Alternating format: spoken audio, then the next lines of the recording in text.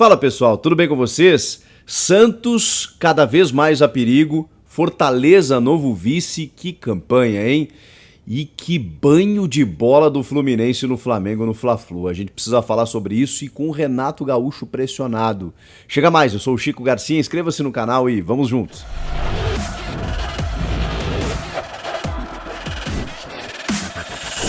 Essa rodada de sábado mexeu com as duas pontas da tabela, né? Tanto na parte de cima quanto na parte de baixo. A gente vai falar sobre todas essas situações, porque ainda tem muita coisa para acontecer no domingo e na segunda-feira. Mas vamos lá, começando com a vitória do América do Coelhão para cima do Santos, 2-0.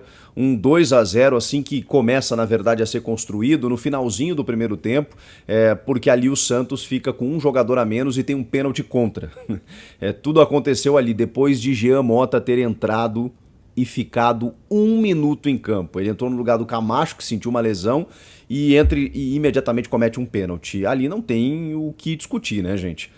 O jogador, claro que tem uma dúvida se a falta foi na entrada da área ou se foi fora ou dentro, mas ele começa segurando fora, termina dentro. A regra é bem clara sobre isso. Quando o jogador começa segurando fora e termina dentro, o pênalti tem que ser marcado. Ah, mas começou fora, mas ele continuou dentro. Então é pênalti e ele realmente interrompe uma chance clara de gol. Ele troca o cartão por um gol, porque o cara estava na cara do João Paulo. O Ademir vai lá e faz o primeiro gol. Depois, no comecinho do segundo tempo, já com um jogador a menos, o Santos toma o segundo. E esse resultado, ele mexeu muito, porque o Santos ficou ali ainda fora da zona, só que ele pode entrar na zona do rebaixamento ainda nessa rodada. Ele está com 29 pontos. Se o Bahia simplesmente empatar com a Chape no domingo, ele vai a 29. Ele ganha um pontinho, ele tem 28 hoje, vai a 29, mas ganha nos critérios, porque o Santos, incrivelmente, tem só 6 vitórias no campeonato. Só tem 6 vitórias no campeonato do Santos e o Bahia tem 7 já, né?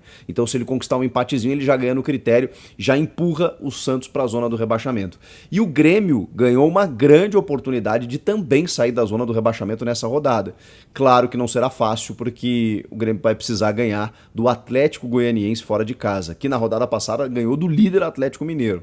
E o Atlético Goianiense é um time interessante, assim, o próprio Wagner Mancini já passou por lá, conhece muito bem como é que funciona a situação, mas o Grêmio, que tem 26 pontos, é o vice-lanterna. Se ganhar, vai a 29 e, pelo mesmo motivo, passa o Santos, empurra o Santos para baixo, porque até o Grêmio tem mais vitórias do que o Santos no campeonato. O Grêmio já tem 7, chegaria à sua 8ª e o Santos só tem apenas 6 vitórias.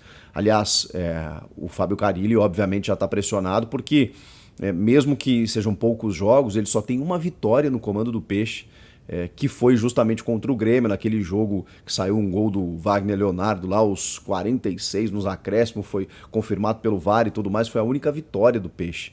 E até então ele estava sem marcar um gol sequer, ele ficou 4, 5 jogos sem conseguir marcar um gol com a equipe do Santos. Pressão muito grande, a Vila Belmiro mesmo com torcida hoje criou-se, né, um ambiente muito hostil, porque o Santos está realmente correndo sérios riscos, está ameaçado de entrar na zona do rebaixamento e, claro, de ser rebaixado também, tem que cuidar isso até o final. O Fortaleza, por outro lado, aí a gente pula para a parte de cima da tabela, atropelou o Atlético Paranaense, passou por cima e é o vice-líder do Campeonato Brasileiro. Olha que campanha do Fortaleza, olha que trabalho desse Juan Pablo Vojvoda, que todo mundo quer agora, né? Todo mundo quer o técnico argentino Juan Pablo Vojvoda, que faz um trabalho espetacular. Lucas Lima jogou muito bem, deu assistência, fez gol. O Robson, que já tinha feito uma temporada muito boa no Coritiba no ano passado, voltou a marcar. O Pikachu, que até teve uma lesão, deslocou o ombro, mas estava no estádio ainda, né? Mas vai ser avaliado, deu uma deslocada no ombro e tal. Também marcou o Pikachu, faz gol pra caramba, né?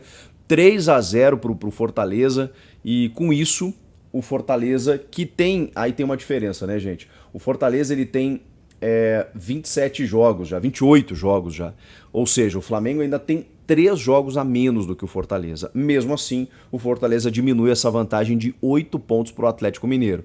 É que o Galo joga contra o Cuiabá no domingo.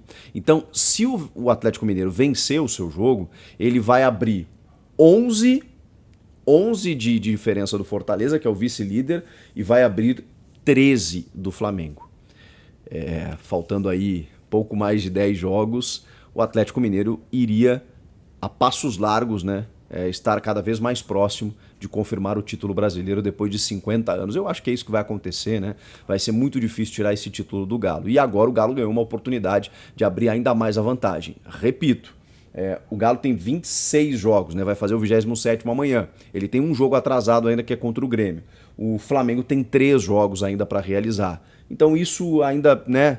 Porque se o Flamengo vencer esses 3 jogos, 9 pontos, ainda dá pra gente considerar o Flamengo na briga. Obviamente não tá nada definido, mas o Atlético Mineiro mesmo assim tá abrindo uma vantagem significativa. Grande campanha do Fortaleza e o Flamengo perdeu na rodada, mas de uma forma, cara, inacreditável. Que jogou o Fluminense. O Fluminense jogou muito, mas jogou muito. Essa molecada, esses garotos de Xerém do Fluminense, eles arrebentam demais. Esse John Kennedy destruiu o jogo. E na verdade, se você olhar a partida, o Flamengo ficou completamente envolvido pelo Flu. O Flu ganhava todas as bolas, todas as divididas, o Flu tava assim com sangue no olho. Tem uma rivalidade muito grande, o Flamengo ganhou muitos títulos nos últimos anos. Quando o Fluminense encara o Flamengo, normalmente é uma pedra no sapato rubro-negro, né? Porque o Fluminense conseguiu 4 vitórias sobre o Flamengo nesse ano, o que não acontecia há 50 anos. Do Fluminense vencer o Flamengo no mesmo ano 4 vezes. E se eu não me engano, em 6 jogos, 6, 7 jogos, aí 4 vitórias do Fluminense sobre o Flamengo. E o Renato Gaúcho foi um personagem desse jogo. Por quê? Porque ele tem uma identificação com o Fluminense, além do Flamengo, né? Ele tem uma identificação com o Fluminense, fez o gol de barriga lá em 95, no título estadual, foi técnico vice-campeão da Libertadores, foi campeão da Copa do Brasil em 2007 pelo Fluminense. Ele tem uma história no Flu. E a torcida começou a cantar Renato Gaúcho é tricolor. Mas eu queria exaltar o Marcão. Que trabalho, Marcão.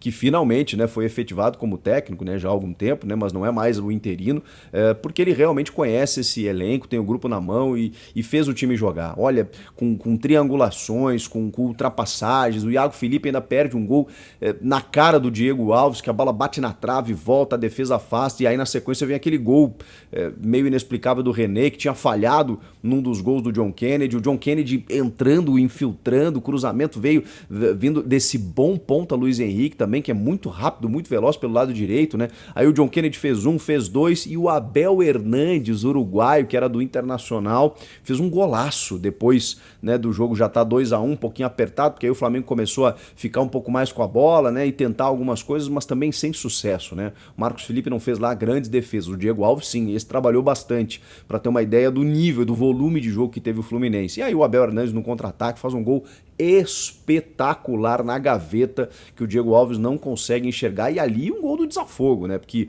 o 2-1 fica apertadinho, esse 3-1 já na reta final da partida praticamente garante a vitória pro Flu, como garantiu, e aí muita comemoração, os meninos todos de Xerém comemorando. Claro que o Flamengo sentiu os desfalques, é claro que sente, né? O Arrascaeta, para mim, fica cada vez mais claro como ele dita o ritmo desse meio campo. Quando ele tá em campo, ele é campeão de assistências, os números do Flamengo são completamente diferentes quando ele joga. O Bruno Henrique é um cracaço de bola também. O Gabigol e o Pedro a gente também sabe que fazem falta, né? Mas o Bruno Henrique e o Arrascaeta é impressionante, né? Agora, podia estar jogando um pouco melhor, né?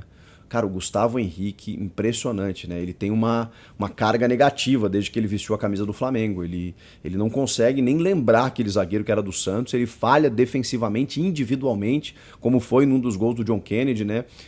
E no próprio gol do Abel, né? No próprio gol do Abel, que a bola tá sob domínio dele. O Abel simplesmente rouba dele e faz o gol. Inacreditável.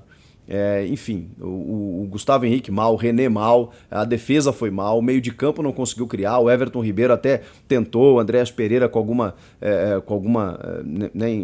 circulação de bola parada e tudo mais. Aí o Vitinho entrou depois, tentou fazer alguma coisa, já não conseguiu. Um time, enfim, sem muita... Você não via a cara do time ali. E a gente sabe o quanto o elenco do Flamengo é valorizado para, mesmo com alguns desfalques importantes, a gente reconhece isso, de você ter um pouquinho mais de padrão de jogo. O Flamengo não teve. E há um risco muito grande ao temor, né, de ser eliminado na Copa do Brasil pro Atlético Paranaense e tudo mais, né? Foi um 2-2 no primeiro jogo, tá tudo em aberto, o jogo é no Rio de Janeiro, o Atlético Paranaense pode vencer como o Flamengo pode, mas e também olhando para a final da Libertadores, né? Já há essa expectativa. Claro que até lá os jogadores devem voltar, porque o Palmeiras que estava oscilando, né? O pessoal já estava projetando isso e também preocupado. O Flamengo a mesma forma. E o trabalho do Renato começa a ser questionado. A gente sabe como a imprensa no Rio de Janeiro e como os comentaristas que acompanham mais o Flamengo e a torcida, todos eles são muito exigentes, né? O Flamengo não basta você conquistar resultados, você tem que dar desempenho, você tem que ter uma consistência maior. E depois do Jorge Jesus, nenhum técnico conseguiu tranquilidade. E nem antes do Jorge Jesus, como o Abel Braga, por exemplo, né? Depois, nem o Domenech, nem o Rogério Ceni e o Renato, que no começo até parecia que, né, ia desenrolar, ia fazer o torcedor lembrar um pouco daquele Flamengo do Jorge Jesus. Com os desfalques, o Renato não está sabendo o que fazer. E o elenco é bom, né? O elenco é qualificado e é aí que aparece o trabalho do técnico, na dificuldade, na adversidade, quando você precisa encontrar alternativas para superar esses obstáculos. O Renato não está sabendo. E vai para as coletivas e fala aquelas coisas que a gente já conhece dele dos tempos de Grêmio. Reclama da arbitragem, do calendário, dos jogadores convocados, das lesões, de que o time está em todas as competições. Aquela transferência de responsabilidade que a gente conhece do Renato Gaúcho. E a torcida, que é muito exigente, já tá aqui, ó, no ouvido dele. Mas tudo bem, tem Copa do Brasil e tem Libertadores. E a gente sabe que o resultado mascara tudo isso, né? Só que a pressão tá forte. E aí, o que vocês acharam da rodada de sábado? E muita coisa, ainda teve o empate do Juventude com o Ceará, né? Faltou falar disso. O Ceará ainda, né, se mantém numa condição de meio de tabela, deu uma recuperada, embora a campanha do Thiago Nunes também, acho que só tenha uma vitória, não seja lá tão significativa assim, e ainda corre um certo risco pela proximidade de pontuação da zona, né? Tem 32 pontos e o primeiro da zona, que é o Bahia, tem 28. O Juventude, com esse empate, ainda deu uma respiradinha, só que se o Bahia e o Grêmio vencerem na rodada, Santos e Juventude é que entram. Então o Juventude ainda está correndo risco. O Juventude sem o Marquinhos Santos, né, que foi pro América e que promoveu a estreia de Jair Ventura. E aí, o que vocês acharam da rodada? Comenta aqui, inscreva-se no canal e eu volto na próxima. Tchau!